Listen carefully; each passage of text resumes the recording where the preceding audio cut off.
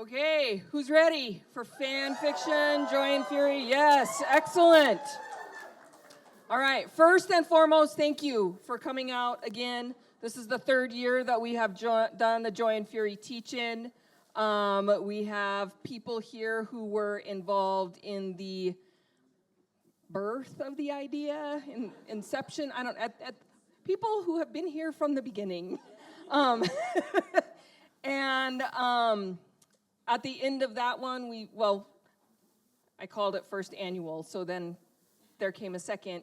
And so we also have people here who helped plan the second one, and now we have a whole new group of people who have helped with this one. And it is just really, really fills my heart with so much joy to be in a room with the kind of energy that you all are bringing. So this is Joy and Fury Teach-In 2026. Rewriting the canon and queer cultural resistance, aka fan fiction edition. So my name is Kim Hackford-Peer. I am an associate professor in the Department of Ethnic, Gender, and Disability Studies. And I have been part of this since the beginning. I feel like it's really important to start this event by reminding everyone about kind of the core commitments that bubble underneath Joy and Fury. So first of all, it is a teach-in. That means that it is not a traditional someone talks at you and tells you everything they know lecture kind of format. A teach-in means that there will be opportunities for you to participate. We recognize that people in this room hold knowledge that others don't have. And so we are building knowledge together. That's what a teach-in is, and that is a deep commitment of ours. And we also want people to leave with new ideas and new things that y'all can play with and work with and take with you out into the world to continue to help make our world a better place.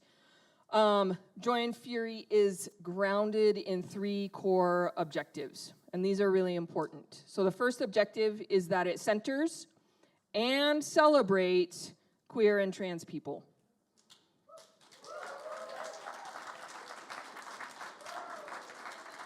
And I think it's that's in part why we do that during this time of year in this place where we all live. I think we all might be feeling some feelings, perhaps some fury, some very righteous fury, and I feel like we also, I know I can't just get lost in that fury. I need to find joy. I need to keep myself alive and moving in those ways, and so this is a space that that does that. Number 2, it links historical events to the contemporary moment. We are in this moment, at least in part because of all the moments that happened before it. And one of the things that we don't often get the opportunity to do is learn about our queer history, learn about our trans history. They are actively trying to ensure in lawmaking spaces that we even get less access to that. So we have to build it ourselves, so we do. So you come and we share those things. Number 3, fundamentally dedicated to honoring and nurturing joyful resistance born out of righteous fury. Welcome to the resistance. All right. I also want to say that even though I've been part of, I told you I've done this with a team. Jill, where are you? Jill Dumont. Stand up.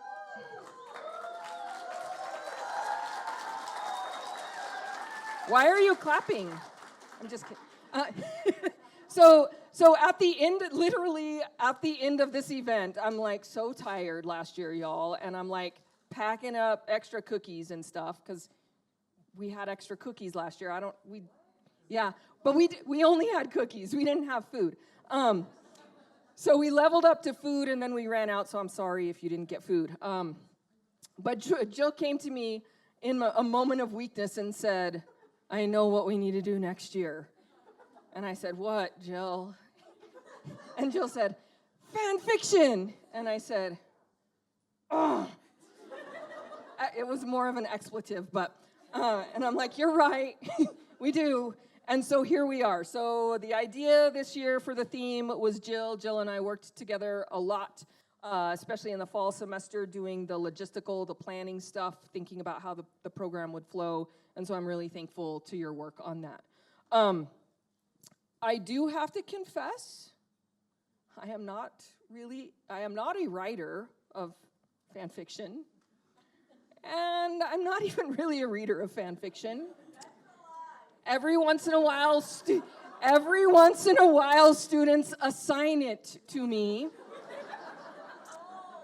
and then I dabble. But it's not my world, right? So really, the success of this event is because I trust the students I work with to say this is what we need to do, and so I need you to know that this is a labor of love of a crew of undergraduate students primarily because of the knowledge that they bring. And then, of course, E. So here's how I think about fan fiction. Mainstream media has a long history of failing to include stories of people who exist on the margins, who resist the status quo, who cannot be contained by the expectations of normativity.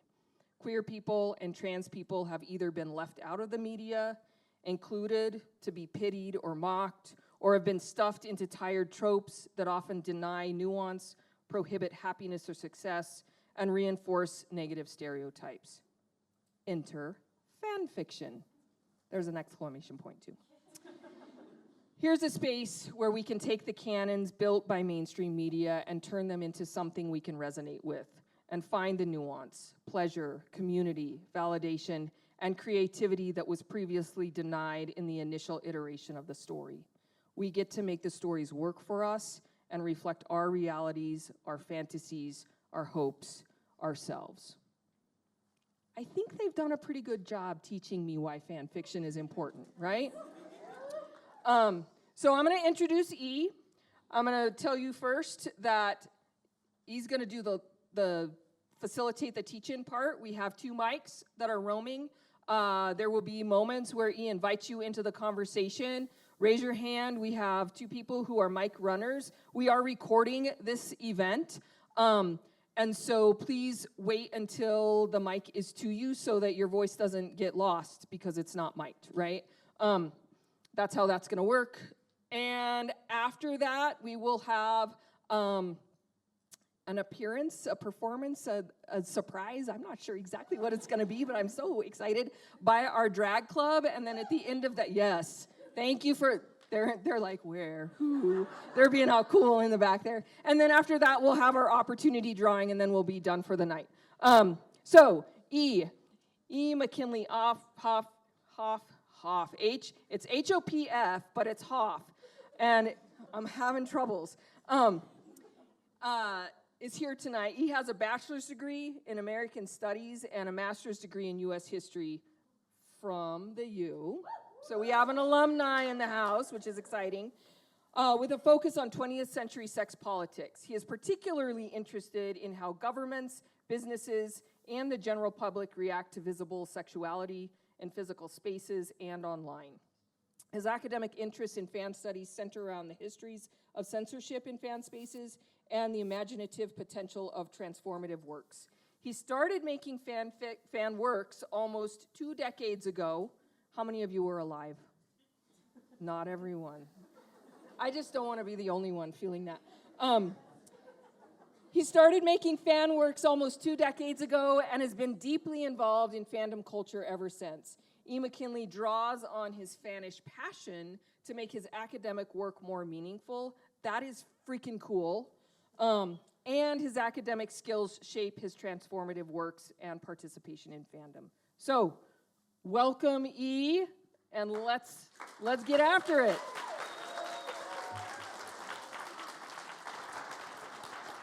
Okay, is the mic working? Yes? Okay. I have never used a lapel mic before, so I'm sorry if I am waving my arms around and it goes poorly. All right, so, all right, mask off, here we go.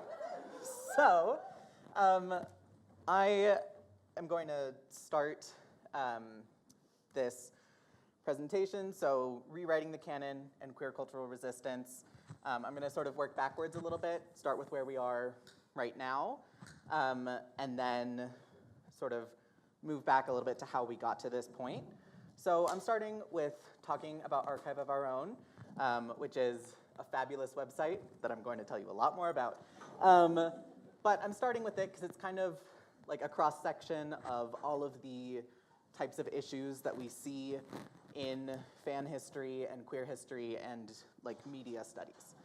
I'm also going to talk about censorship, both sort of external censorship and internal censorship amongst fans or like within the fandom as well.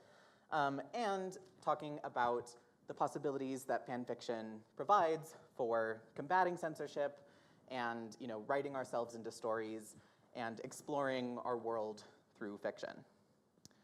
So this is just a fun post here. So fan fiction, 60% fun, 30% porn, and 120 million% fixing canon because canon is wrong and needs to go sit in the corner and think about what it's done. So in that sense, I sort of start with this post because it's funny, and also it, captures a lot of the essence of it, right?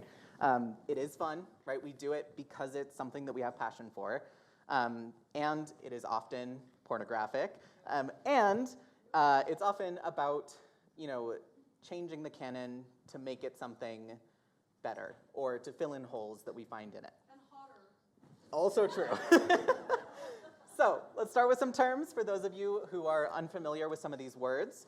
So a fandom is a community that shares a passion for something, often a piece of media. There's a bunch of different types of fandoms, right? There are, amusement park fandoms or like sports fandom. I'm mostly focusing on media fandom in this presentation. So, books, TV, music, movies, video games, that kind of thing. So some sort of object of fandom. Transformative works are works that expand on or explore a pre-existing universe, character, or setting. So transformative works take something that already exists and transform it in some way. Fan fiction is one type of transformative work that involves writing stories. So it's fiction of some pre-existing source text. A couple of things that I want to sort of mention on fan fiction before we get into it. It's not just responding to the source, it's also responding to other fic, right? So fan fiction is a community endeavor. So it's responding to how other people are writing, what other people are saying, and sort of, it's having a conversation and sort of building a sense of the story together. It also is by definition amateur, right? Which, often we sort of think of amateur as meaning bad. That's not the definition I'm using here. I mean amateur as in not professional, right? So this is, fan fiction has a very low barrier to entry, right? Some people are, professional writers in their jobs, but then come to write fan fiction not as a professional writer. They're writing it as a hobby for their passion, right? They're not monetizing it. It's something that people do because it brings us joy. And sometimes people have never written before, and this is their way into it, right? All of those and anything in between is absolutely part of what fan fiction is. Shipping is another word that we're going to use a lot in this. So shipping is wanting two characters to be in a relationship together, right? So you're relationshipping them. Slash is the term for queer ships specifically, derived from how we write the ship name. So we write it Kirk / Spock. So slash is the genre of fan fiction there. Also, just I want to say, because we mentioned porn on the previous slide, I have to clarify that there is sort of a perception that all fan fiction is smutty, and a lot of it is, absolutely. But there's also a lot of it is not, right? And I also want to say that, smut can also be a way to analyze the world, and also even if it's just for fun, that's great too, right? So there's no sort of, I'm going to talk tonight about some of the meanings that we have given to fic and sort of how we get into it, but, sometimes it doesn't have to be that deep, right? Sometimes it's just fun, and sometimes it's both, right? and in fact, most of the time it's both. And there's a way that smut is not unique to fandom, but there is a way in which the non-commercial way that fan fiction has to operate gives us, and sort of the amateur way that it operates gives us all a chance to sort of explore more with it than regular media can.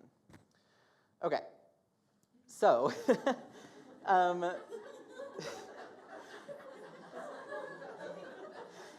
so this is an experience I have had many times in my life of realizing, oh no, it's 3 a.m. and I am going to keep reading. Like, I am not stopping here.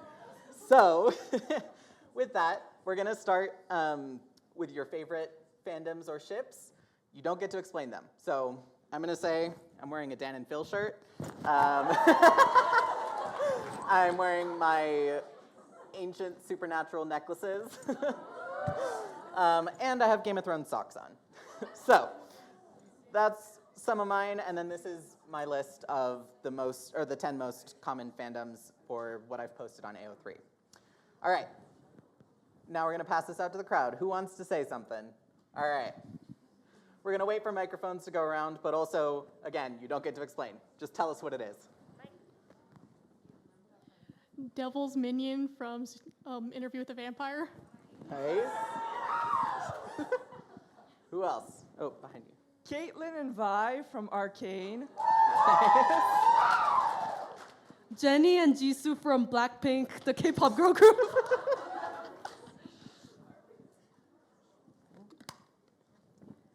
Persabeth from Percy Jackson. Yes.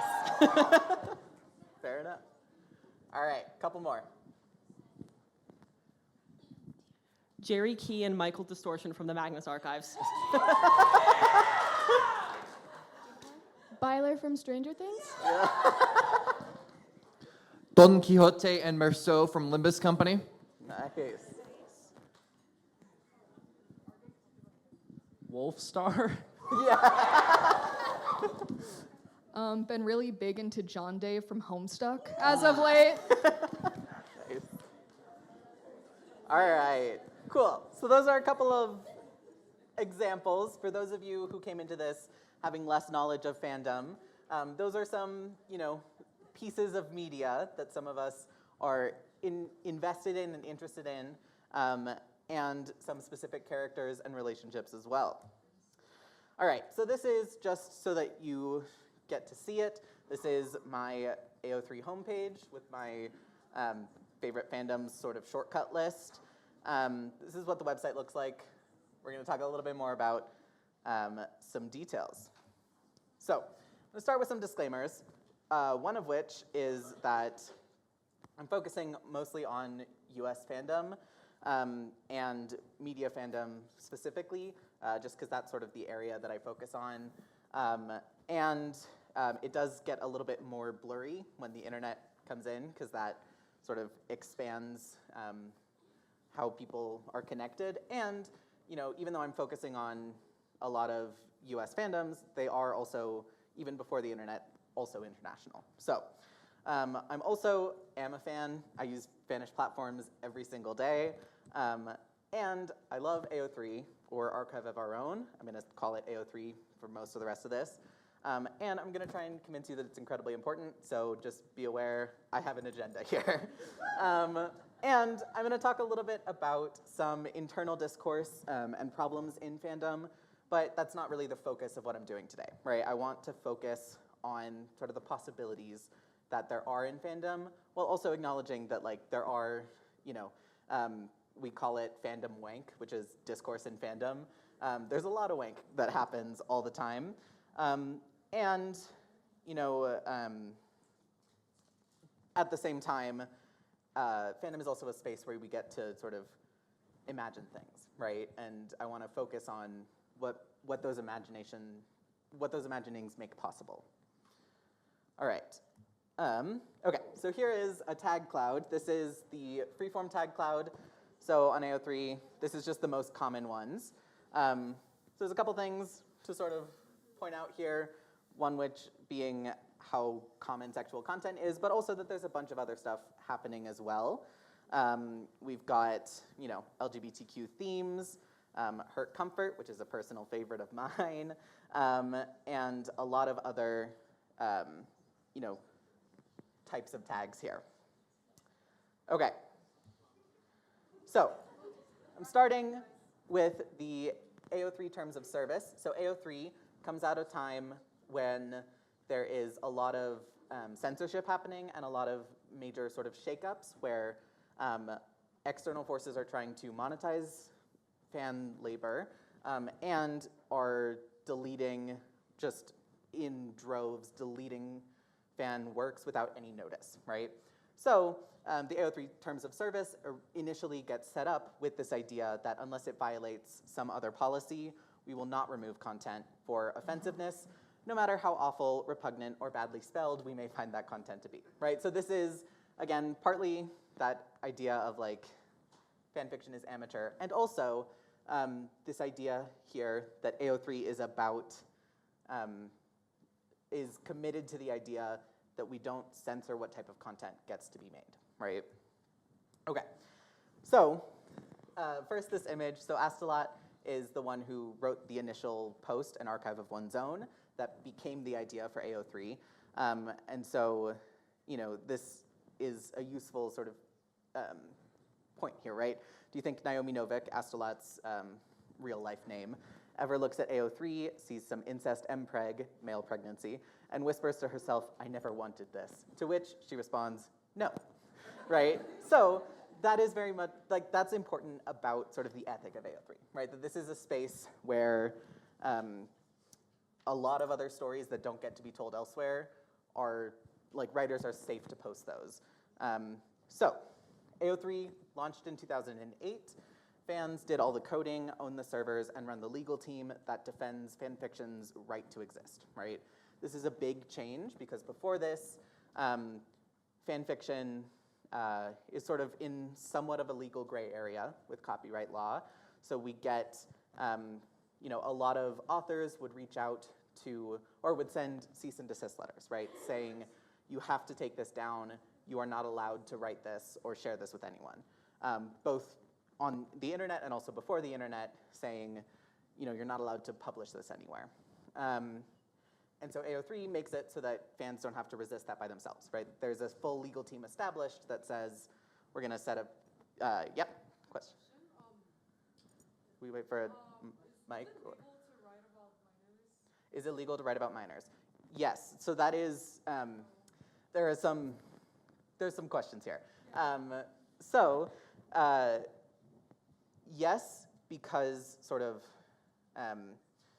well, we're going to talk about obscenity law in a moment, but it is about like fiction not sort of being not directly affecting people in the same way that a photograph would, right? So that is sort of what partly sets it apart legally, and that we sort of have that falls under freedom of speech and sort of the ability to say things and not be arrested for them, even if people may not like what you're saying, right? Okay, so yes. So AO3 is also a nonprofit and will never be sold, which is very important because that happens a lot. We're going to get to that in a moment as well. And it does not rely on advertisers and won't cave to external censorship to avoid potential liability, which a lot of other websites will do, right? They'll say, we don't want any of this content right now because we know that some advertisers are probably going to get mad about it. So we're just going to say no one gets to write that at all. Another hand, microphone this time. So I just have a question, which is, given the situation of not necessarily having, relying on advertisers and not wanting to cave to censorship, how can that be done without relying on a small group of people to just, you have to trust them to keep doing it? Yes, great question. So, that is, in some ways, AO3 is the answer to that, right? So, It's entirely run by volunteers and reliant on fan donations. So, it starts from a group of people who say, we have the skills to put this together, and then instead of continuing to run it by themselves, which a lot of other fandom websites, especially in the early internet, do, they create a board, right? So the Organization for Transformative Works is the organization that runs AO3. They have a bunch of other projects as well. So they do Open Doors, which is about archiving at-risk old internet sites and old fan fiction and making sure it's on the AO3. They also have the legal team and the Journal of Transformative Works and Cultures. So they do a lot of other things, and they have a board that has elections. So it is a nonprofit organization now. So it started as a group of people having ideas, and they intentionally knew, because that is something that has happened a lot, right? In the old days of the internet, people would just no longer have the money to run their server or would just decide they wanted to walk away from the fandom and the site would just die, right? So this was a part that the founders of AO3 were responding to. So they made it intentionally so that that wouldn't happen. So they created it as an organization that has a board, that has elections, that it's still all volunteer run, but it is, there's a lot of room for those volunteers to cycle through, right? So if one person decides, I don't want to do this anymore, they can leave and someone else will take their place. Okay, with that said, there are legitimate things to complain about with the Organization for Transformative Works and AO3. And at the same time, a lot of the complaints do sort of come down to people are just mad that certain types of content exist, right? And so that is, that's a very slippery slope, right? And slippery slope is a very loaded term, but I'm going to use it here anyway, because it is, an important idea, right? Censorship. How do you decide and who gets to decide what content is acceptable or not is a really big question. And, for something on the scale of AO3, which has, billions of words posted on it, millions of users every single day, the solutions for that have to be very different than, oh, I run a site that has 2 of my friends on it, so I can tell them, hey, I don't like that thing you wrote, take it down, right? Those are very different scales and very different solutions to it. Okay, so this is just something sort of briefly that is a feature of AO3 that sort of comes out as important here. So we call this the folksonomy, right? So it's a folk taxonomy, or a way of organizing something. So it creates a searchable functional archive while giving authors the freedom to choose their own language, which is super important and sort of AO3's search function is actually revolutionary. It won a Hugo Award a couple of years ago for being the best archive search function ever, basically. And this is part of it. So it's both somewhat automated and run by volunteers. So we have volunteer tag wranglers who link up whatever tag the author has typed with its parent tag, so the canonical tag on the archive. So if you are searching for, someone wrote, so much angst or tagged it angsty, it's going to show up under angst. So it's a functional archive, but also gives sort of freedom to do whatever you want. And also, it means that all of these things are connected, right? So if I want to search the asexuality tag, I'm going to get asexual character name, so I don't have to search all of those individually. So it's super functional, and it goes a long way towards making people feel included, right? If an author writes, a gender nonconforming or non-binary character, they can use whatever tag fits that character, but still have it be searchable and findable by other people. Finally, on this point, before we sort of step back in time a little bit, AO3 is an archive, right? So that's in the name, right? Archive of our own. And that has some implications for how it's designed, right? It's not meant to be social media. It's not meant to replace other sites where you would be sort of blogs or interacting with other fans in different ways. And particularly important, it doesn't have an algorithm, right? This is not, it has a very robust search function. And there is no sort of serving of content to you. You have to go find what you're looking for, and that's why the tagging is important, and we'll come back to that as well. There are discussions to be had on how to, handle offensive or harmful content, but because it sort of comes out of so much censorship, AO3's decision is that there will be no sort of content censorship. They do take things down for harassment or for not being fan-related, although that is a very broad term. And so, there is, that's something we can sort of go into a little bit more, or I have included a document at the end of this that I have the sources, like the image sources that I use, and also recommended further readings. So if you're interested in any of these, there's a list if you want to look at stuff more later. Okay, so AO3 was designed to protect fans' rights to write and post fic, and was born from this frustration at censorship, advertisement, and the inability to post things, which is why cease and desists were such a big deal, right? So this is, Anne Rice was sort of famously, was known for being really aggressive with sending a lot of takedown requests and being very against having fan fiction written at all. And so this is just seeing over 1,000 works. This post was from 6 years ago, so there's surely more. Seeing 1,000 works on AO3 of her books and knowing that that is something because the archive will protect writers, right? That this is a space that, so this is not censorship per se, but it is sort of limiting people's ability to write and saying, sort of trying to control what can and can't be written about. And I also just love this tag of like, square up and I'm ready. Like, I am committed to this, right? And that sort of is something that AO3 makes possible. Okay, now we're gonna back up quite a bit.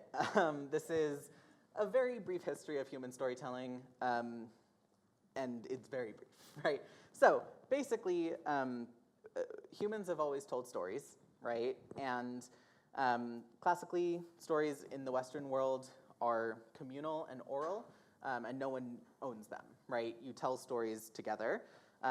Many cultures still have that model. In the Western world, we sort of shifted away from that in the 1500s. So the printing press really changes how we understand ownership of written word and art, and sort of brings works in everyday, or like allows people everyday access to things that they didn't have access to before. And so that sort of really starts to make this fundamental shift, as now, with the printing press, you're like, if you are an artist presenting a work to your patron, they know that you wrote, like you painted it, right? You're presenting your work, they're paying you directly. When you're printing something and thousands of people are seeing it, then questions of copyright and intellectual property sort of start to grow up, because how do you get credit for your art or paid for your art if you aren't the one handing it to someone, right? And so that sort of is a very long time ago, sort of builds slowly into the system of intellectual property and copyright that we have now. And there's also sort of this other aspect of it, which is that the Catholic Church and European governments are trying to censor the text and images, because this is sort of an era in which suddenly people have access to images and text that they've never had access to before, because there was one copy in a monastery, right? And now anyone, or there's a much lower barrier to entry, and that brings up a lot of questions for the government and the church about how do we control the flow of information. And people are still people and are never going to stop telling stories or transforming, discussing, and sharing and interacting with media. So this is a book that's in the Marriott Library, and it's a friendship album, which is just like, this was like sort of like a yearbook that college kids in Germany in the 1500s would pass around, right? So they're writing to each other in this book, and in this case, they're drawing dicks on the page and then erasing them, right? So they're trying to change, they're changing the meaning of what this book means and sort of transforming it and having this conversation with each other, right? They're passing this book to their friends and they're adding to it or taking away from it to try and control what the meaning is. So I'm not saying that this is like fan fiction, right? Because fan fiction and fandom are very much rooted in the culture that they happen in and the time and space that they're in. And this is a very different time and space, but it is just sort of an example of it's sort of in human nature to try and, or to like build on stories, right? That's something that we always do. So now is our next sort of time where I'm gonna pass it over to you. I wanna hear from a couple of you. What is the appeal of fic, right? Whether you've read it for years or just sort of introduced to it tonight, these are some notes and tags that I've included on works that I've posted. So for me, I make podfics, which is like I make audiobooks of me reading fan fiction out loud, basically. And so I started making podfics before I started taking testosterone. So my voice was very different, and then that, making podfics was sort of an interesting way of tracking how my voice changed and things like that. And then also, that writing self-indulgent fic, right? Writing something that I'm like, I'm using these characters. In that case, it was a real person fiction fic. It was Dan and Phil. I'm using these characters, but sort of the imagined version of Dan and Phil that we sort of play with as a fandom, right? To sort of write a story that I want to write for myself that is going to tell me something, or is cathartic in some way, right? So, hands up, who wants to talk? Hi, okay, so this will be the first time I ever admit this out loud, but you were talking about Great. Dan and Phil. I'm actually wearing a fan bracelet right now. Nice. And I saw the fandom Yep. tag up there. The feel of it. First fan fiction I ever read was a fan fiction. So yeah, I just wanted to. It introduced me to this whole nother world where it's I don't know.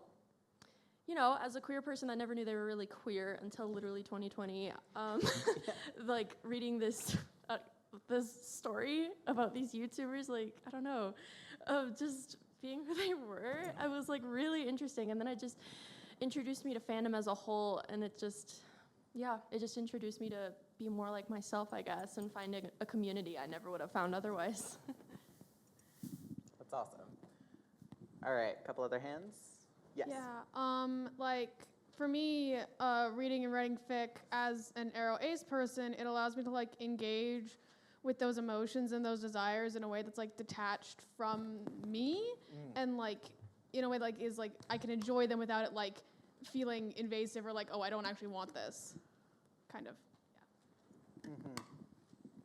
I'm right there with you. Yep. All right. Yeah, so for me, I think the appeal of at least some fic is that I already know the characters, right? There's this familiarity that especially exploring different aspects of identity, including autistic, queer, disability, gender expression, where you're already invested in these characters. I feel the pacing can be very different, a lot more internal than in the way that, in order to be published, professional works often don't tell.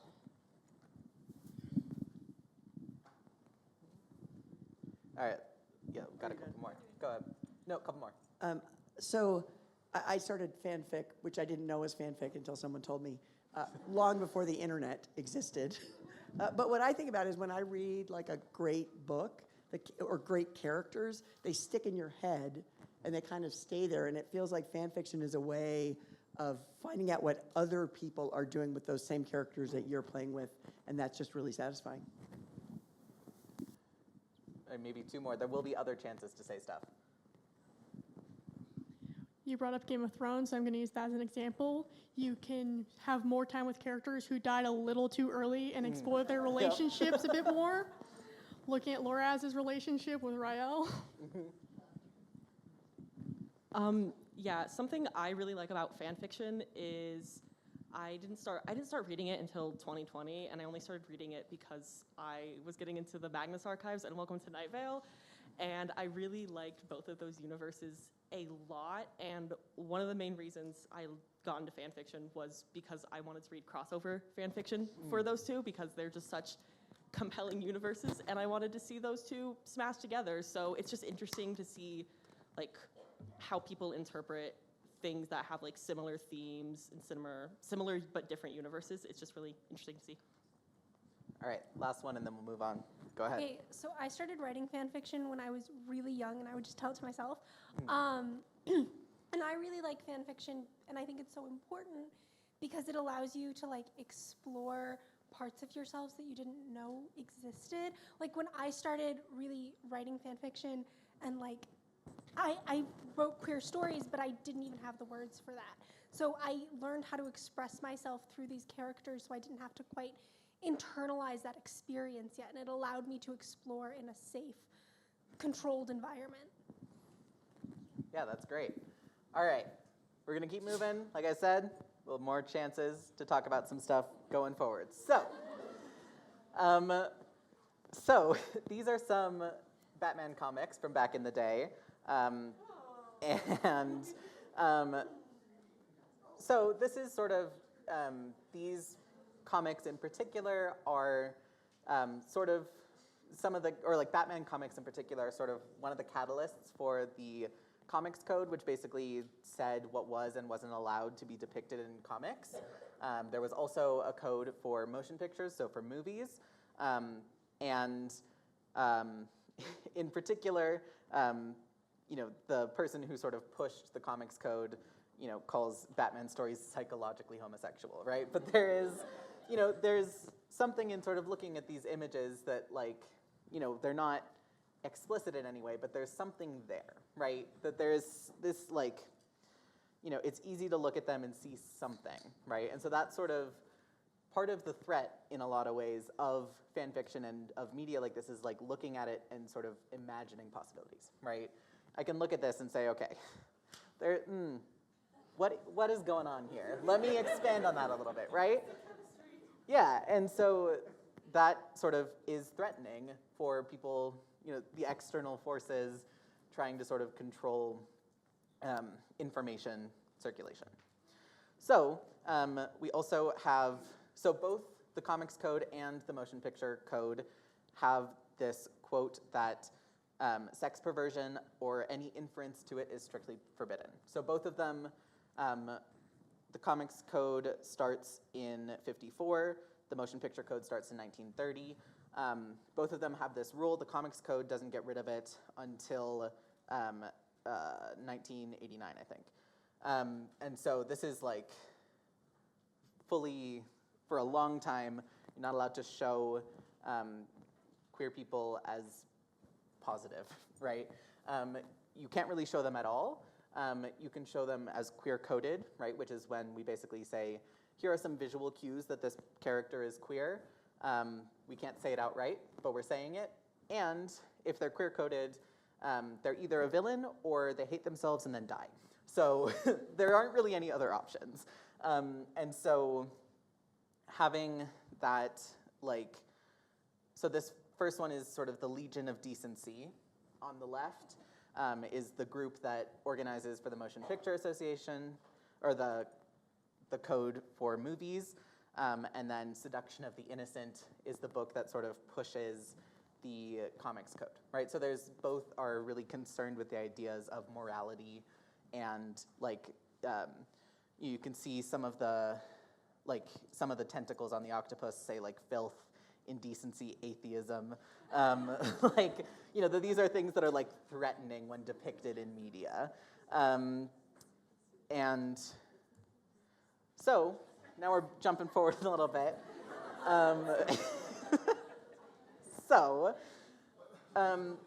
so that was sort of external media censorship in like films and comics. We also have external censorship on the internet. So this group, Warriors for Innocence, keeping in sort of theme with Legion of Decency and Seduction of the Innocent, right? This is a group that was sort of one of the driving forces behind an event called Strike Through on LiveJournal, where LiveJournal is a blogging platform that used to host, and still does, but hosts a lot of fan blogs and fan fiction and discussions and forums and threads. And then one morning, people woke up and without any warning, thousands of things had been deleted overnight. And that was just because LiveJournal had been getting a lot of pressure from this group to take down anything sort of somewhat objectionable. And as always is the case in this kind of situation, that's a very broad net, and it doesn't catch the things that it says it's trying to, and it catches a lot else instead, right? So, this is like they're targeting, blogs or communities that use the word sexual assault. That takes down a lot of support groups, right? That takes down, and it doesn't take down a lot of, other things. And so that's sort of early 2000s. 2018, I think a lot more of you are probably familiar with this one, where Tumblr banned porn. And that was a big deal, and it wasn't just Tumblr, right? So that sort of comes from this act called Fosta Sesta, which was supposedly about like trying to stop sex trafficking on the internet, except it actually like made it worse and harder to stop, and it very much was about targeting sex workers too, right? So it sort of conflates sex work and like sex trafficking. You can get in trouble under Fosta Sesta for trafficking yourself, which is a very weird thing. So yes, this is a big deal, and a lot of people know about Tumblr, but in response to Fosta Sesta, Microsoft, Google, Craigslist, Backpage, Reddit, Patreon, PayPal, Instagram, Facebook, and of course Tumblr all decided that year to sort of remove explicit content from their platforms. So this is sort of about the internet in general. Tumblr is sort of became a very important fan space. It's another blogging platform, but it has a lot more sort of image and audio and video capabilities that makes it really attractive for fans to have that sort of multimedia place. And their porn ban was very poorly done, right? To understate it slightly. And their ban explicitly stated that they would not allow female presenting nipples, which is just an absurd concept. And at the same time, so that sort of brings up a lot of questions, right? Who gets to decide what nipple is female presenting, right? And the algorithms that are going through and flagging content are flagging a bunch of stuff that is not actually explicit.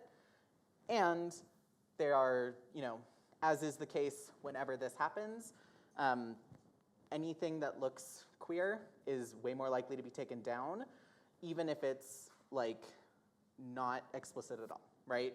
So things that are, something between a straight couple that is far more explicit isn't seen as, indecent or explicit and needing to be taken down.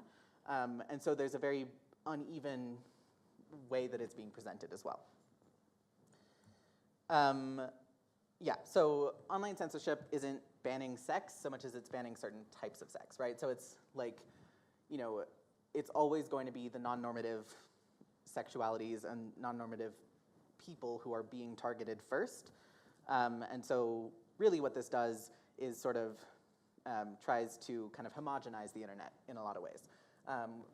And so that is bad for everyone in general, and also bad specifically in fandom spaces for a lot of reasons. Sort of the most recent sort of iteration of this has been the past couple of years, the age verification thing, which is also very bad because either you have to sort of, present your identity and, be on a list of like people who want to look at, bad stuff, or you don't get to see anything at all, right? So now let's sort of, going back a little bit to fandom. So there's a lot of roots of sort of things that lead to modern US media fandom. In the late 19th and early 20th centuries, we have women's literature groups that are getting together. They, write parodies and are, they get together in clubs. They're like book clubs, but they're also sort of, transforming the canon a little bit and expanding on them as well, doing the sorts of things that we would think about as fan activities. These literature clubs spring out of the same kind of tradition as the abolition and suffrage movements, and their sort of structure as well of like having occasional national conventions, but mostly sort of local clubs where you would get together and talk with your friends, right? Or the people in your town or your region, right? So that sort of same structure flows over into the structure of fandom later because it comes from that same sort of root. The clubs do tend to be separated, but there were clubs for non-white women as well. So there was a lot of that, like there are sort of threads as sort of the norms and cultural practices from those groups coming into sort of modern fandom. We also get science fiction fandom, which tended to be mostly men, because they generally wouldn't let women attend for the most part. But those are sort of more of the lineage of like our conventions now. They're sort of both the same thing, which is why I put them kind of on the same node-ish of this diagram, right? They're very connected, but slightly different. We also have late 19th century baseball fandom, which baseball became a massive thing, and they were using the word fandom in that time. So, I mean, the earliest that I've seen, although I think it was earlier, was like at least 1916, a newspaper using the word fandom, right? So this is an old word and an old concept, but I mean, late 19th century baseball fandom is still, right, fandom is about time and place, right? And very related to the culture it's happening in. So that's not quite modern US media fandom yet. We also have radio show fandoms, and those are very similar to the soap opera fandoms as well, where those are things where you start getting access to them in your home, right?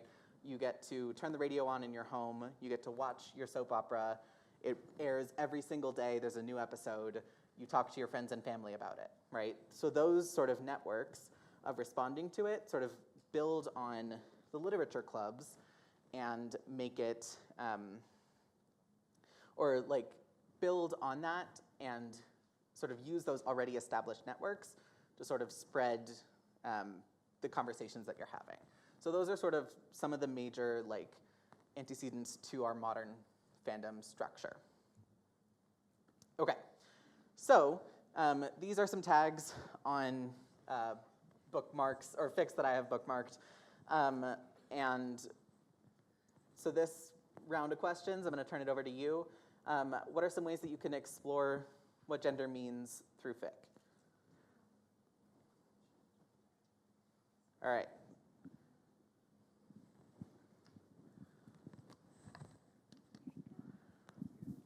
Okay, prefacing this, I am a trans man, so my perception of gender might not be the same as people who like identify as what they were born as, but a lot of the time when I watch a show or a movie or read a book, I see a character and I relate to a lot of themes in a way that's very tied to my personal experience as a trans man, but isn't explicitly transgender within the media itself. A lot of the time, if I find a fan fiction that explores that specific part that I relate to, I can relate to it more, and a lot of the time I see it expressed through someone else who perceives that character as transgender. It makes me feel super seen, and it shows that there's like so much that you can connect to gender, even if it's not explicitly related to it in the source material. Yeah.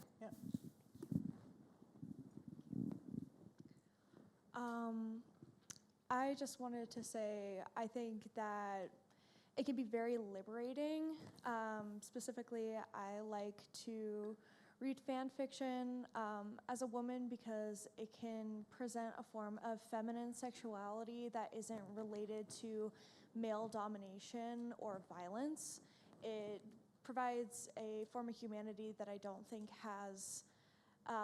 isn't often uplifted in forms of media, despite being in God's year 2026. So yeah, that's my 2 cents. I think that it's very important to have characters that, even if they're not confirmed to be trans or gender nonconforming, I think it's very important to explore characters as if they were, specifically because right now in media there's a lot of pushback against explicitly queer characters, and so I think fan fiction really helps as a creative outlet for people to explore a character that they really identify with. And I always find it very interesting whenever I see a character where I'm like, I kind of can see it, where it's like, I'm like, oh, I didn't think of this character as trans-coded before, but now kind of seeing it, it intrigues me, and I kind of want to read it because I'm interested to see what people experience and like about the character. Yeah, fic is all about subtext all the time. Couple more. I'm very fortunate to have started my fan fiction journey, specifically my first fic, with a fandom that is very comfortable with gender bends. All the characters are based on pre-existing literary works, and the developers already gender bent some of the characters, so it's been nice to write a character wherein the universe doesn't really care that they're non-binary like myself. It's just like, yeah, no, cool. Yeah, gender bending and race bending are sort of some of the earlier forms of this from that same sort of modern fandom lineage. Okay. Okay, I'm from South Korea, and contrary to what K-pop and K-drama presents, it's a very misogynistic society. It's very patriarchal. There's a lot of issues about women being dehumanized in media, dehumanized, sexualized, and looked down upon. And I think fanfic, it gives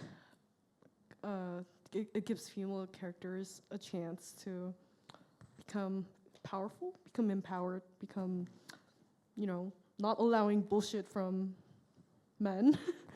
I think it gives me a sense of power, because a lot of female feminist fanfics, it gives female characters a lot of leverage, which empowers me as a woman too. And you see in a lot of K-dramas and also in Korean novels, there's a lot of cases where women are stereotyped and made fun of, which I can't accept. So yeah, I really like how it has feminist themes and gives characters more power and more chances to actually express themselves and prove that they're as good as men. So that's what I like about it. Yeah, we'll have more chances to say stuff in a moment as well. Let's keep moving on. So there was, or I guess there still is, that screen over there showing some early zines or early fic. And so this, Spockinalia, is the first Star Trek zine in 1967. And it's coming out of this tradition, right? This is a group of people who are already, I forgot to mention the news media on the sort of antecedents to fandom slide.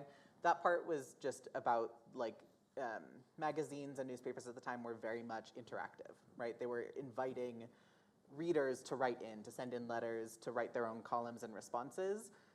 So this is also, there is an infrastructure already in place for you get something in the mail, you read it, you think, I have thoughts about that, you write something and send it back, right? So that is very much sort of the structure already of, non-internet fandom, especially in sort of the early days, starting with Star Trek. So we get zines and newsletters, and you give an author your address at a convention, and they mail you chapters of their new fic, right? So that is sort of, a lot of it is more informal in some ways, and a lot of it is word of mouth. And I said we would come back to obscenity.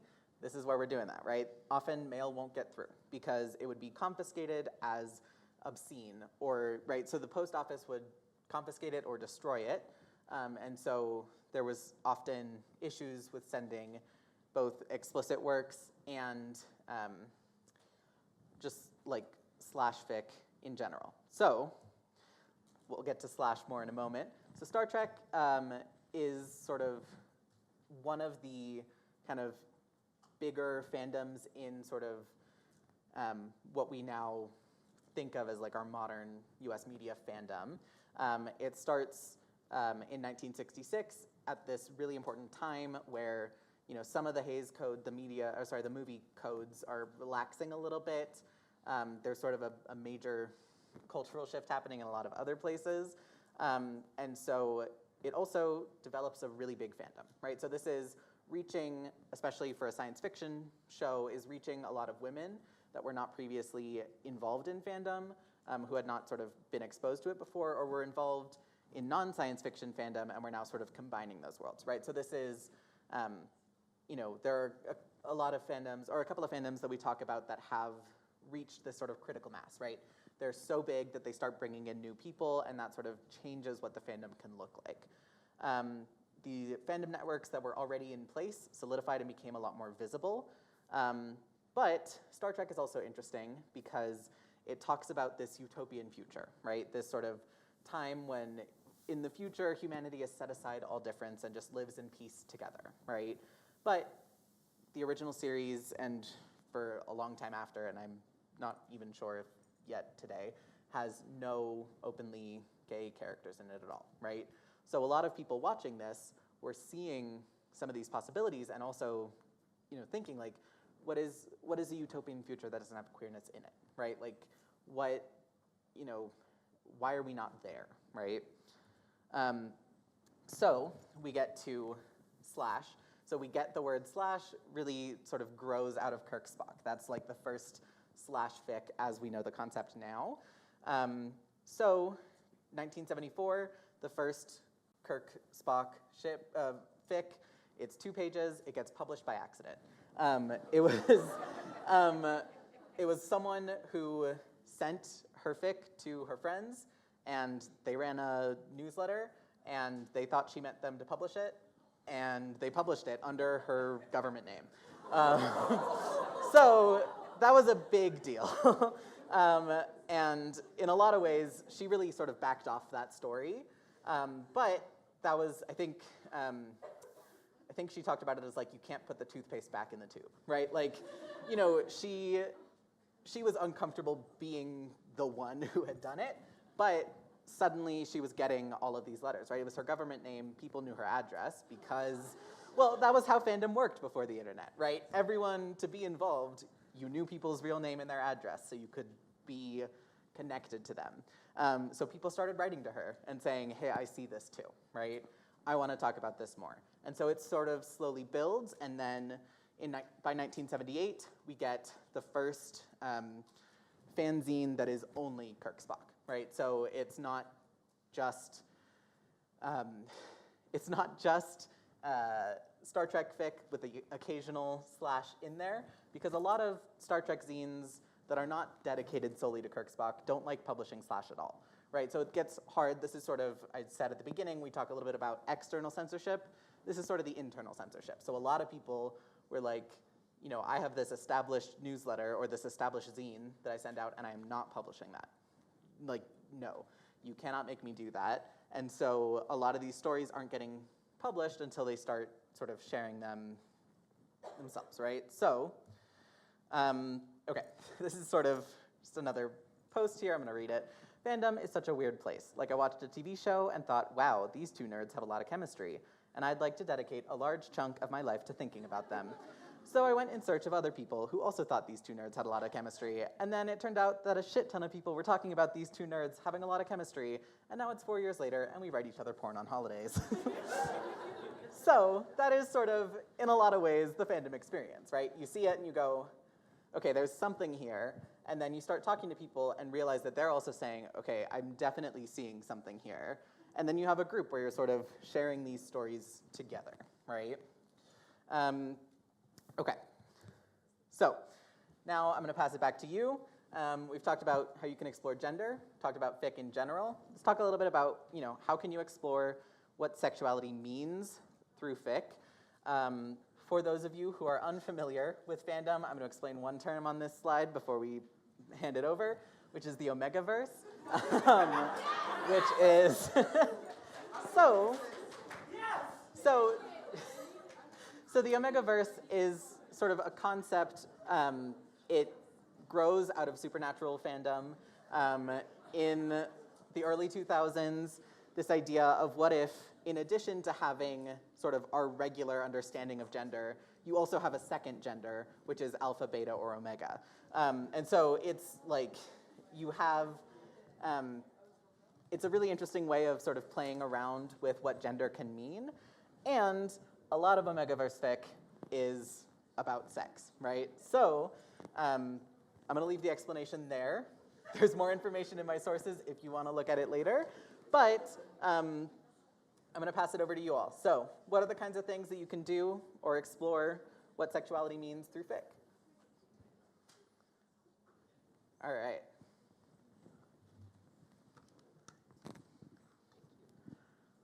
I think the kind of interesting thing about fan fiction in this sense is that people a lot of the time don't use their real name or have any sort of identifying factors behind what they post. So people just let it rip. Like, they are posting whatever they want. Like, I don't even know. It is just, they're going, I don't even know. They're going crazy. Coming up with every kink under the sunset, probably. So I think it teaches people a lot about themselves. Like, if they read something and they're like, oh, I don't want to ever do that. Or you're like, oh. So yeah. I think it makes people think a lot, and it's also really fun for people to like actualize what has just been sitting in the back of their brain for like a couple years or something, and get really creative with it, knowing that there will be no backlash because it can't be traced back to them.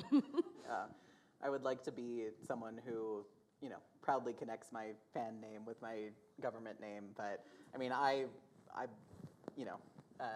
blacked out my fan name when I showed you my AO3 page, right? It is,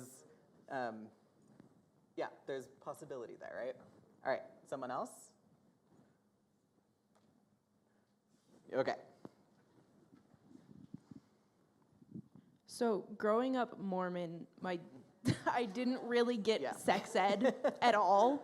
So my first experience, like learning really what sex is, besides, the basic man and woman love each other very much, was through fan fiction. And that was how I was able to, figure out who I was as a person and my sexuality, and that people actually do have sex, and it's not just to have babies. All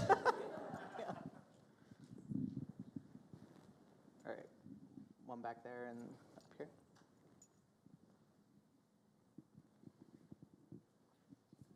Hi, also ex-Mormon. There huge lack of sex ed, but also just like in school and within the church and just in our like Western society as a whole, there's very little discussion or education on queer dynamics. For me, like male/male dynamics. And so I think fan fiction is a really cool place where you're able to like explore that side of yourself, say like, oh, I didn't know you could do that, and kind of just go from there. And I don't know, I think it's neat. Yeah. Current Mormon, but it's fine. And also not from this state. I did get a sex ed. I'm on the ace spectrum and didn't know about it for a really long time. And so fic was also a way for me to understand what sexuality is for other people and kind of sort of start piecing together what the heck my friends were talking about. I'm just like, oh, okay, cool. And then similar to like a comment earlier of, this is a way for me to engage with some of those feelings without getting kind of squicked out about it. And like, I want to build up on the gender expression from earlier too, not only of like different ways that sex can happen and like different things that it can mean for different people and whether or not you introduce power dynamics into it and all these other things. But even fanfiction is also the first place I got to safely explore discussions around gender without worrying about hurting someone or having someone hurt me. Because they couldn't actually talk back and they were willing enough to post it on the internet, and so I knew they were willing to share it with me. Yeah. Any other thoughts on this one? I was just going to say that based on how normal we are all being in this room right now, being able to explore your sexuality through fan fiction, but through any other medium as well, it really helps to break down the stigma and kind of the social awkwardness and tabooness that we have around sex. Like, it allows you to kind of break out of that, and it normalizes it for you and for the people around you. So you can kind of like start to explore like what it means to have a positive relationship with sex without worrying about like what other people will say. Yeah, that's a great point. All right, one more and then we'll move on.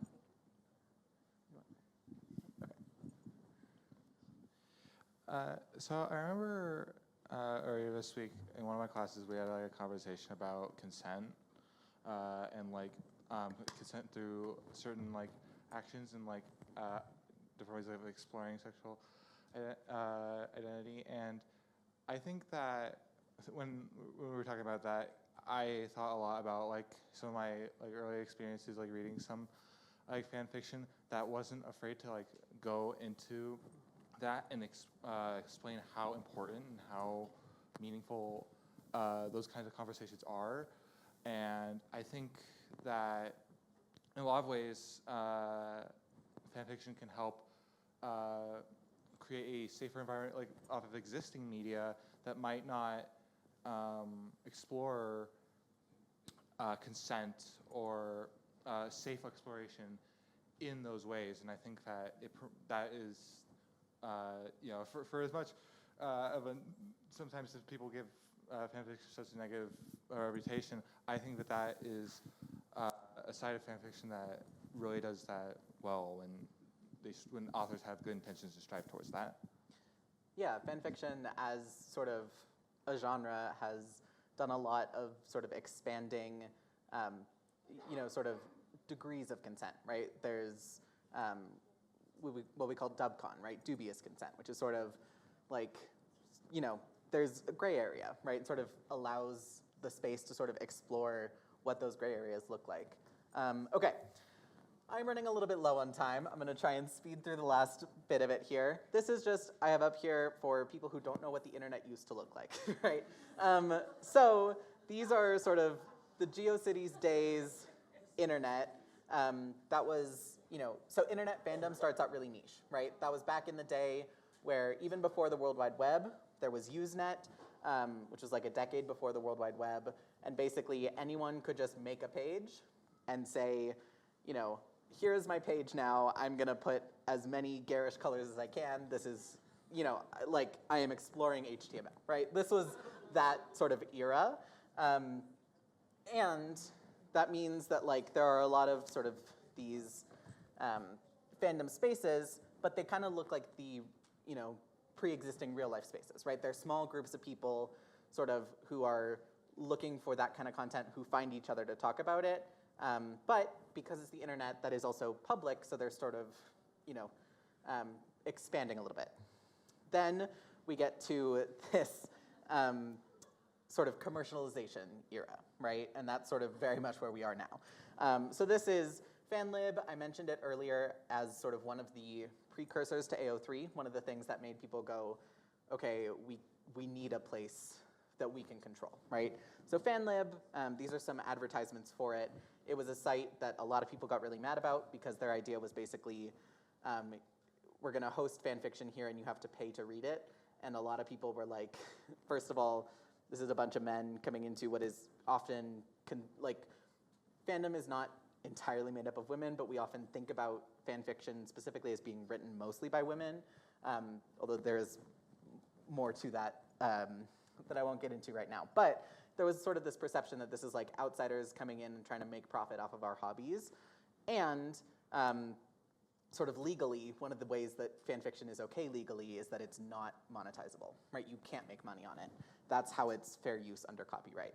And LiveJournal was another one of the sites. It has ads, it still has ads, and it has more content restrictions because it allows advertising and sort of has to cater to what the advertisers want. And this is just the, this is a screen capture of Astolat's An Archive of One's Own. Okay, so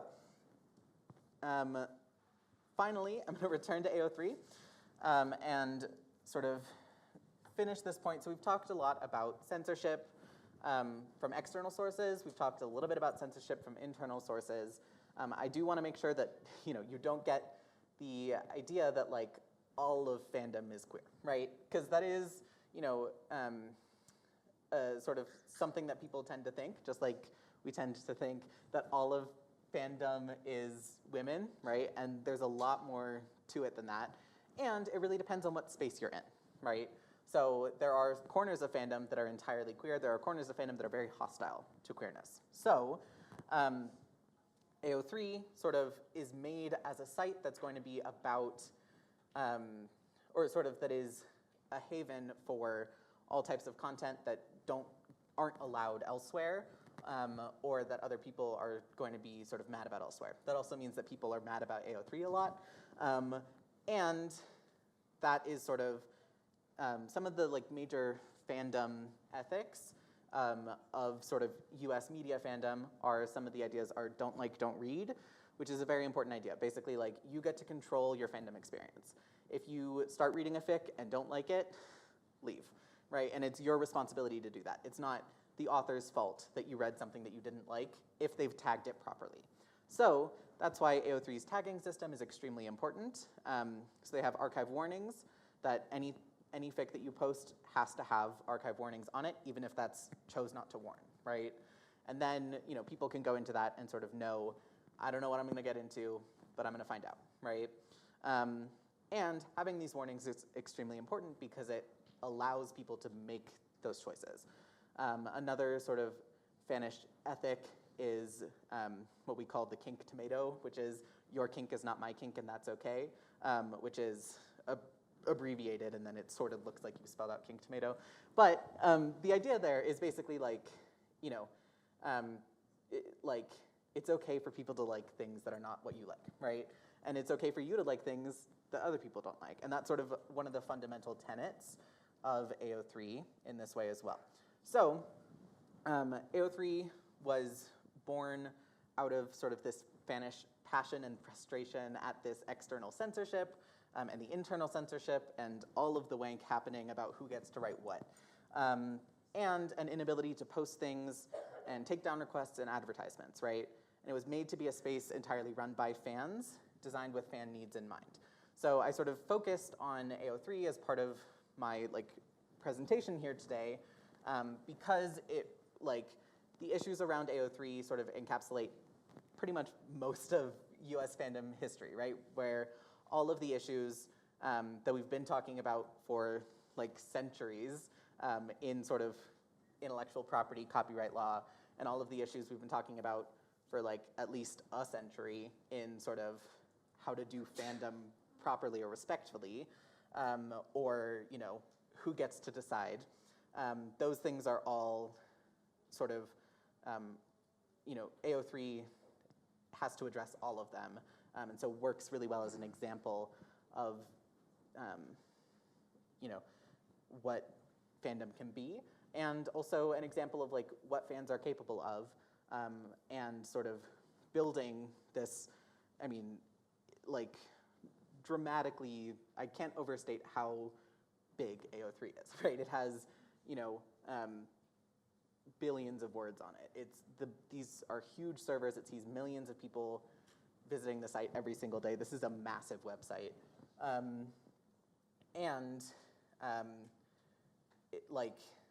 It makes it really easy to find the kind of thing that you're looking for, which is also really important here, right? So tagging is incredibly important because it means both you can find things you're looking for and you don't have to read what you don't want to read.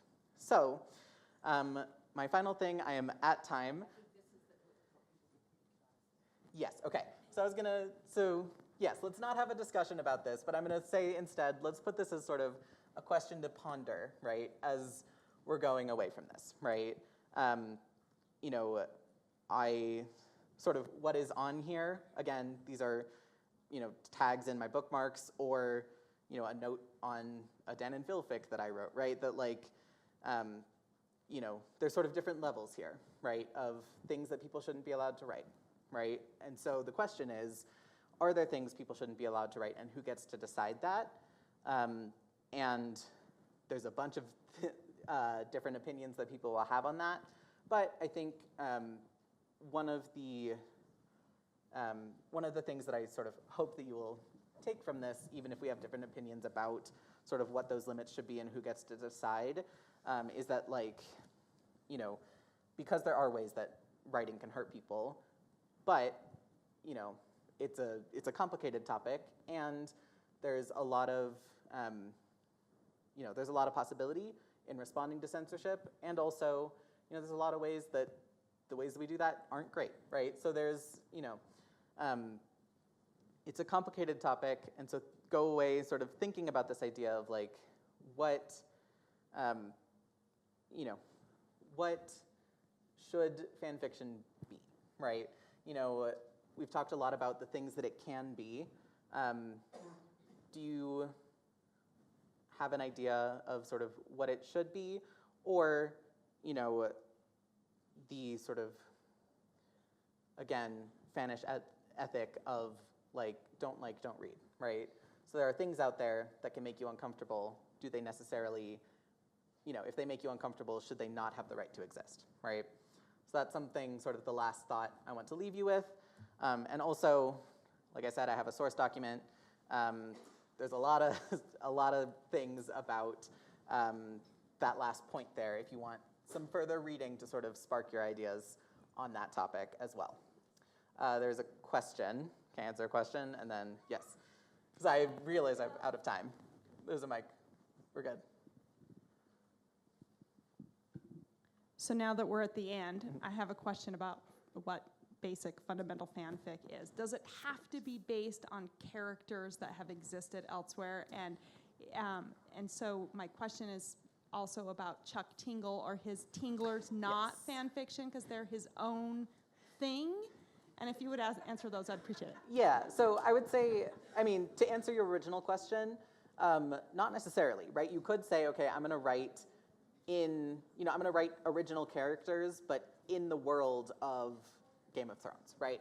I'm gonna say, okay, you know, maybe I'm like a self-insert or an original character. Those are, you know, really common ideas. For Chuck Tingle specifically, I would argue in a lot of ways that like counts as fan-ish, if not necessarily fan fiction, right? That it is sort of inspired by and uses a lot of tropes that also occur in fan fiction. And so there's sort of in conversation.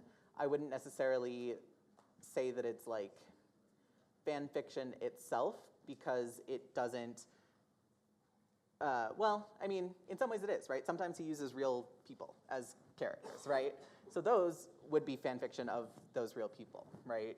So I would say it sort of depends on, you know, who is, like fan fiction, there's a lot of possibility, and also, you know, part of what makes it valuable is that you're starting from a shared understanding, right? So you start from whether that's sort of this universe that you know about already, or these characters you know about already, or, you know, maybe it's just as simple as here's a trope that I only see, right? Like Omegaverse, right? I'm gonna write an Omegaverse thing, and maybe it doesn't have characters, or a universe that is in an already existing thing, but writing an Omegaverse thing is a very fanish act in and of itself because it's so tied into fandom.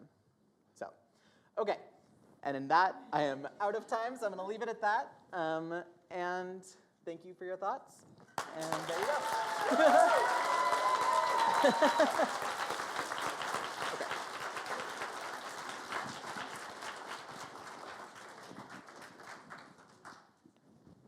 Are y'all ready? I don't know what you need from me. And please don't send me a sign.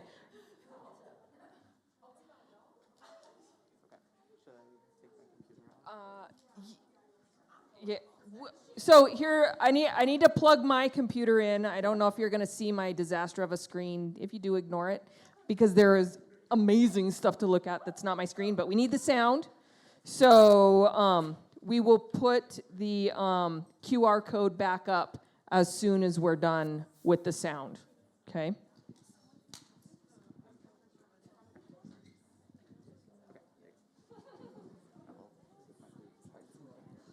Hello. Oh. All right. Hello, everyone. All right. Can I have your attention up here, pretty please? We're almost done.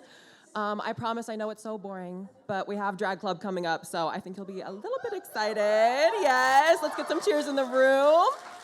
Okay, hi. Well, we have so many lovely faces in the room with us here tonight. In case you guys don't know me, hi. My name is Veronica. In drag, you can call me Aiko the Empress, the only Empress. Hello. And I am one of the presidents here at Drag Club at the University of Utah. So I am so grateful to be here with you all tonight. We have some beautiful outfits, some beautiful faces out in the crowd. I'm so glad to see it. I think just to get started, who here knows about Drag Club on campus? Raise of hands. Okay, wait, we got some, okay. Girl, you would not expect the amount of people where I walk into a room and they're just like, girl, I don't know. So this is very nice to see that we're getting our name on the map. Anyways, so for those who don't know, Drag Club is an RSO here on campus, which stands for Registered Student Organization. So we are a club here on campus that represents what drag is and has always been about, which is protest and visibility. So we have meetings every Friday from 12:30 to 1:30 in the Transform Lounge, which is in Gardner Commons, if you're a student here on campus. And we just go over what drag is about, the history, the culture, kind of some future developments. You guys are getting like a little insider's look, but we're also hoping to bring in local performers to give some workshops on specific techniques for drag. So if you're interested in things like makeup or wigs or cosplay or really anything of the sort, then you should come to Drag Club. I would highly recommend. On top of that, we also have some stunning divas who are going to perform for you tonight. Yes, give them a round of applause. Give them a round of applause. All right, yeah, and then that leads into my next question. Who here has been to a drag show? Another raise of hands. Okay, girl. Once again, did not expect that, but we love to see it. We love to see it regardless. Okay, then I guess my next question is, who here knows the 3 rules of a drag show?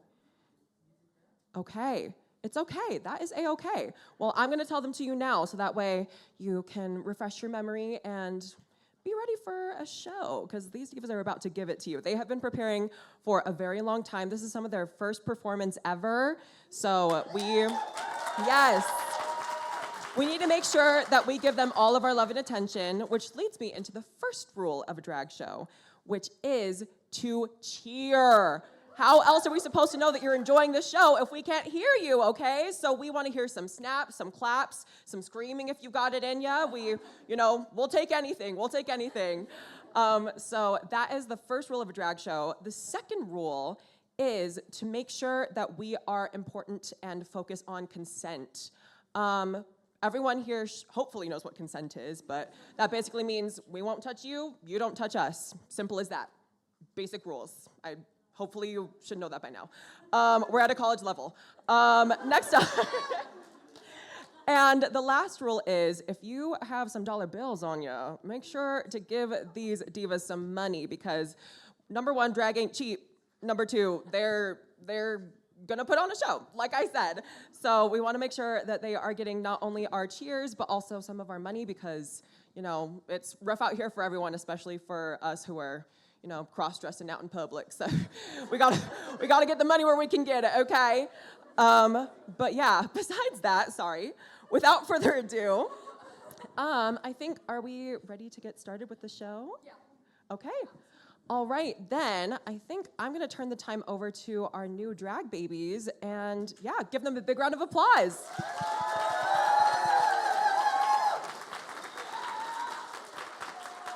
Should I just click start? Okay. You guys better be so loud. I'm so scared. Yes. Be so loud, please. Yes! Yes, I want to hear y'all be like a white girl at a club. I want you to be like, woo, let's live it up. Let's go dancing. That's the kind of energy we need in here tonight, okay? Okay. All right, so then without further ado, let's give it up for Marsha L. Law.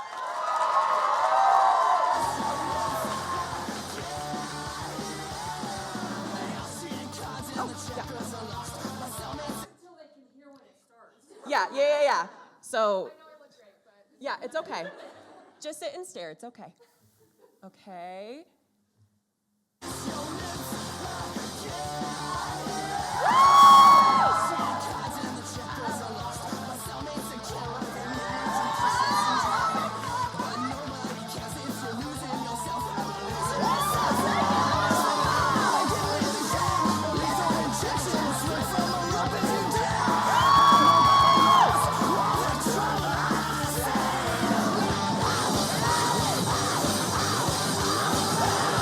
Oh, get them. Oh,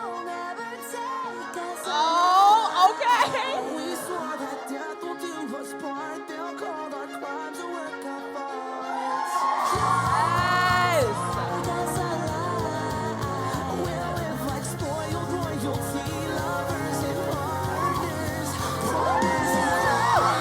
Yes. Okay, drama.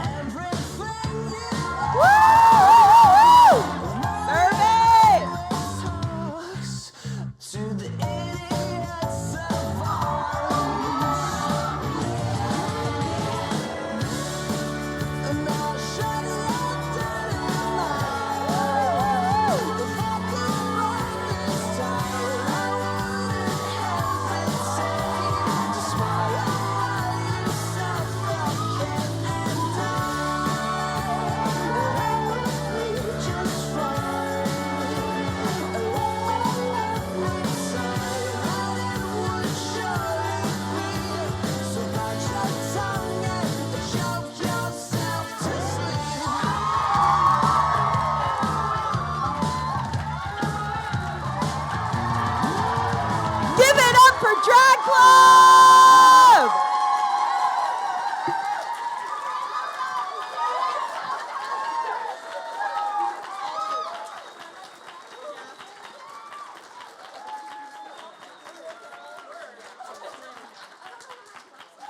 Oh my gosh. All right. Thank you guys for being there for that and being such a good crowd. Oh my God. I was like, girl, Loki, I was not expecting that tonight. I was like, girl, we got some good crowd goers in the audience. We love to see it. Okay, can we give it up one more time for the residents of Drag Club?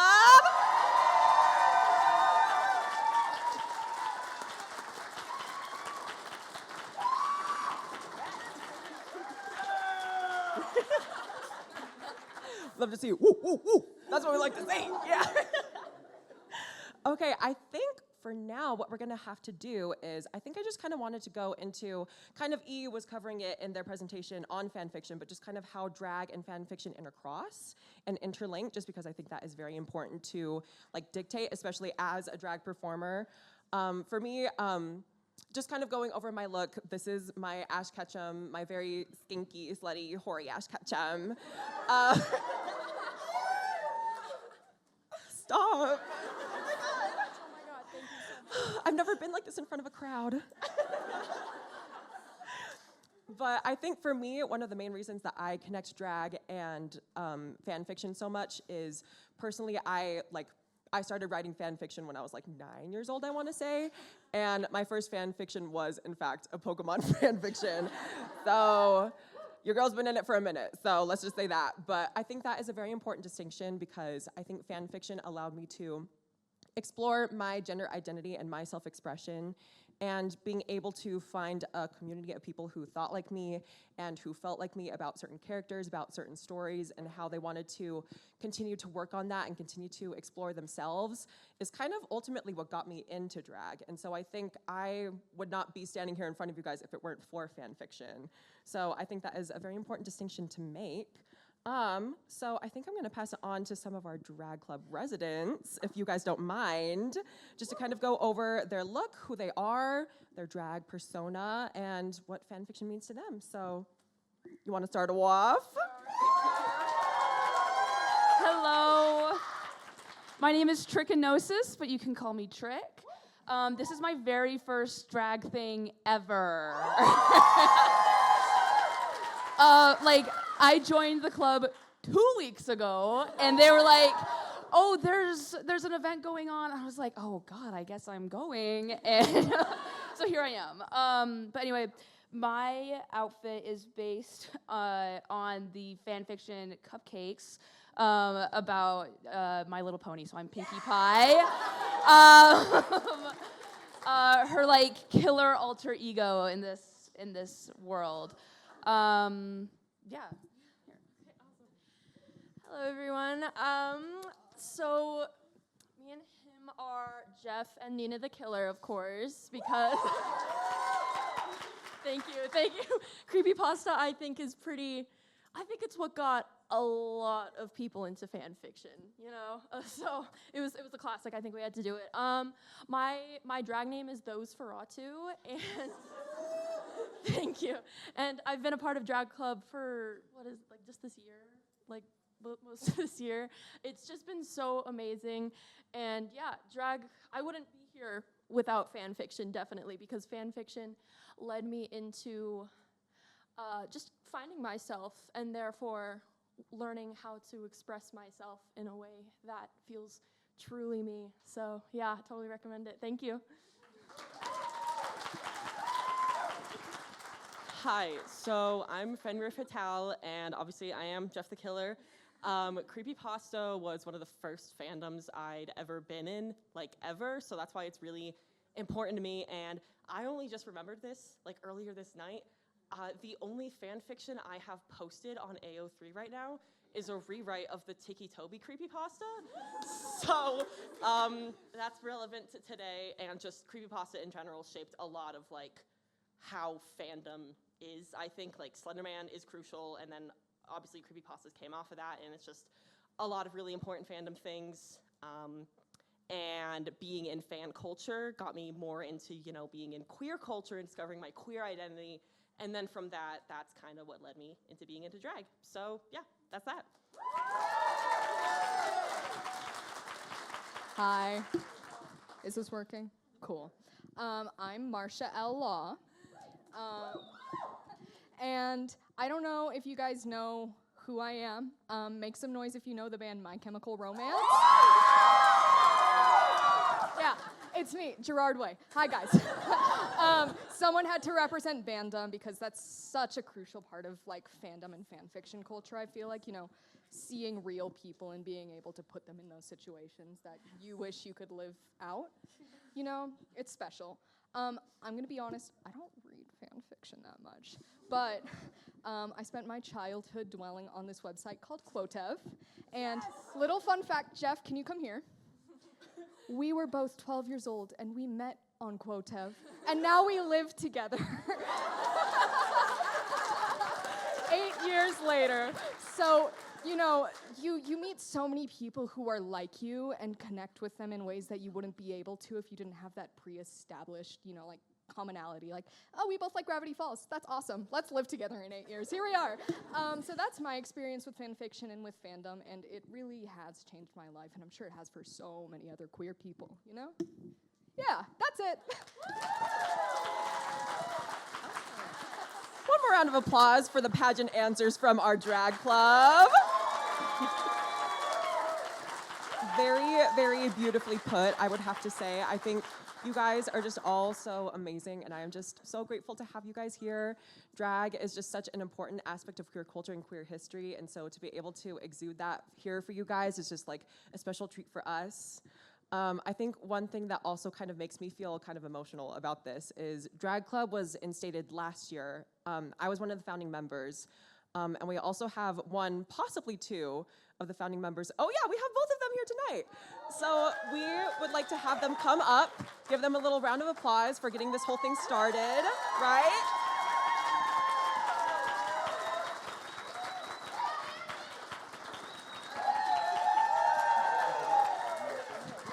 Hi everyone, my name is Sarah Ann Rabb, Salt Lake's clingiest bitch.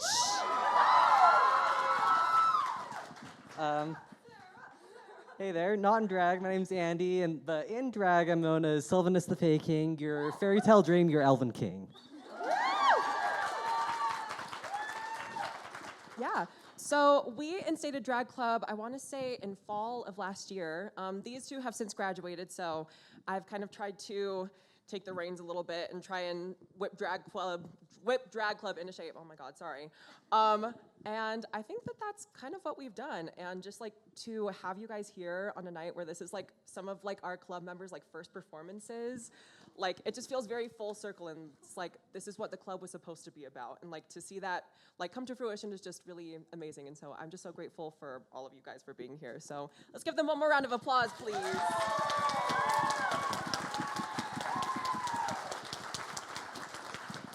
All right, and with that, I think that is our section of Drag Club. Once again, we meet every Friday, 12:30 to 1:30 in the Gardner Commons room 4200. So if you want to come stop by, learn a little bit more about drag, interact with us, with these divas, we would love to have you there. And if you want, you can come and talk to us after this. We should be able to give you our Instagram, where you can find our Discord. That's where we kind of post all of our updates as to like our club events, as to things we have coming up. So yeah, we would love to see you there. Thank you guys so much.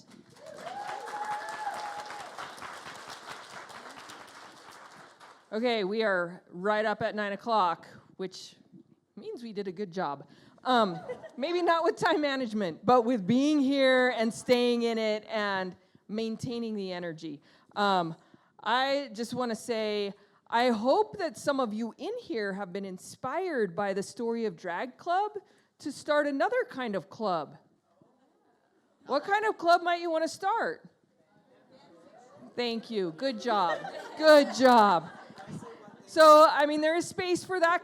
Part of the goal of a teach-in, right, is that you leave and you take something with you and you continue to build. And so I encourage you to do that. I encourage you to come into the lounge, the Ethnic, Gender, and Disability Studies Lounge, Gardner Commons 4200. The space is there for you during the day. I mean, we do go home in the evening. But we always have hot drinks. Sometimes we have right now we have candy that got melted. I ate the funniest looking peanut butter cup I ever had today, but it was so good. And we have great space to study or to avoid studying, whatever your needs may be. We also have a clean microwave if you need to heat your lunch. So use the space, fill the space with energy, with thinking, with community building, and give to it and take from it. Friday's the only day I'm not required to come to campus, and I find reasons to need to be in my office midday on Friday, because that's when these folks are there. And I sit in my office and I hear pure joy and righteous fury and resistance and all sorts of scheming. So I invite you into that. I thank you for coming tonight. Where's my fancy bag of tickets? Because we have prizes, remember? You want to run some prizes up, Koja? Or someone go help grab some prizes. Okay, we got 2 prizes. I'm gonna ask. Do you want to draw? You want to be the drawer? Are you ready? You get your tickets out. If you're my age, get your readers or find a young friend next to you. Okay. Oh, I can't see that. Okay. 739389. Once again. 739389. I might have put more extras in there than you did.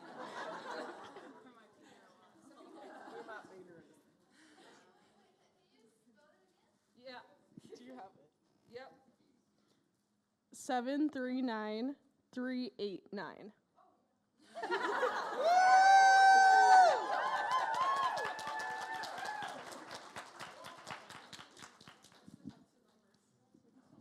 Okay, and while they're coming up, just a reminder, these were made by faculty members and grad students on this campus who are part of the Black Feminist Eco Lab, which is an incredible group doing really interesting and important work.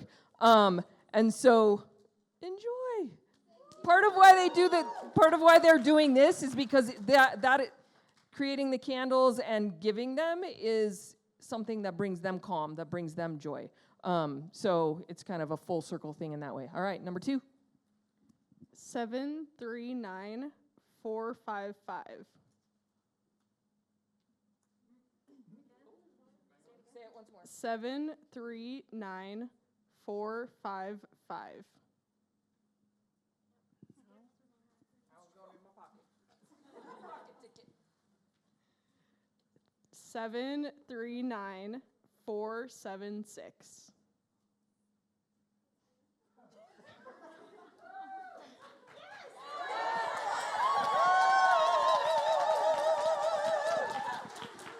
And while we're here, let's give it up for Sarah, who's been our technical wizard to make the screens and the sound and all the things work. Thank you.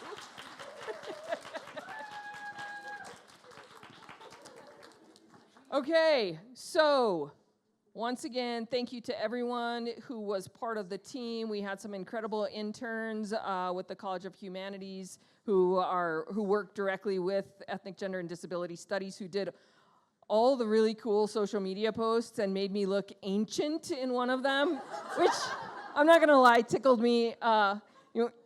Yeah, just give us a wave. Let us thank you for that. And also pulled in community members, made sure we had good resources and other things. And the Marriott Library, the reason one of the main reasons we're able to do this is because we got some funding this year from the Bastion Foundation, which is incredible. And then yes, thank you. And we find really awesome academic librarians who say, yes, this is absolutely tied to my body of scholarship. We will co-sponsor you so you can access this room at no charge, because we could not afford this room even with the incredible funding we get from Bastion. And so the library always shows up, helps us think about how to do this in the best way, helps us pull out extra chairs, brings buttons, and also, is that Spock? Okay, so go check that out. So thank you to everyone who's affiliated with the library. Thank you to our interpreters who help us make this event accessible. Is there anyone I've forgotten? Yes, yourself. Can we give a big round of applause to Kim? And along with Kim, can we give another big round of applause to Jill, because the two of them spearheaded this event. Amazing, amazing. Okay, but we do need to get out of here because we're supposed to be done at 9. So on your way out, if you did not look, there are a bunch of flyers. Project Rainbow has so many incredible things going on that I want to make sure people in this room know about. There are new community groups that are starting, that are focused on history, that are focused on meeting people and building community. So check those things out as you leave. Please have a safe drive home or walk home or ride home, however you're getting home. And thank you.